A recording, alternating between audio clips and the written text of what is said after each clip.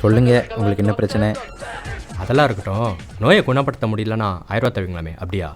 ஆமாம், ஒரு டாக்டராக என்னோடய பேஷண்ட்ஸை குணப்படுத்த முடியலன்னா நான் உங்களுக்கு 1000 ரூபாய் கொடுப்பேன். இந்த ஐடியா நல்லா இருக்கே. நான் இன்னும் முழுசாக முடிக்கல. நான் உங்களை குணப்படுத்த முடியலன்னா உங்களுக்கு 1000 ரூபாய் தருவேன். குணப்படுத்திட்டேன்னா நீங்கள் எனக்கு 100 ரூபாய் தந்தால் போதும். ஓஹோ, பெரிய விஷயம்.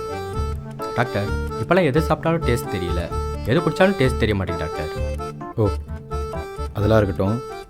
முதல்ல இந்த ஜூஸை குடிங்க, நிதானமாக பேசுவோம்.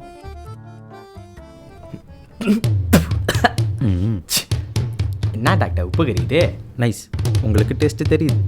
எடுங்க 100. ஓகே, சொல்லுங்கள், வேறு என்ன பிரச்சனை இருக்குது? டாக்டர், பஸ்ஸில் போனால் டிக்கெட் எடுக்க வந்துடுறேன், வீட்டுக்கு போனால் சாப்பிட வந்துடுறேன், பாத்ரூம் போனால் போதும். உங்களுக்கு ஞாபகம் மருதி இருக்குது அதானே? இந்தாங்க, இந்த ஜூஸை குடிங்க.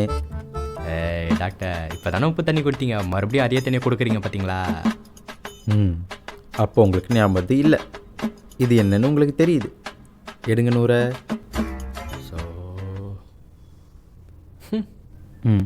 அவ்வளோதானா? இவன் வேறு காசு வாங்கிட்டே இருக்கானே, என்ன பண்ணுறேன்னு தெரியலையே.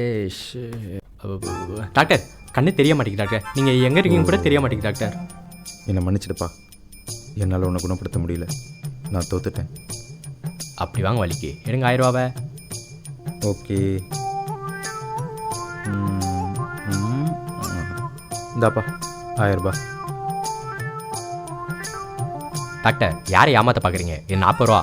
அப்போ உனக்கு கண்ணு தெரியுது. எடு 100.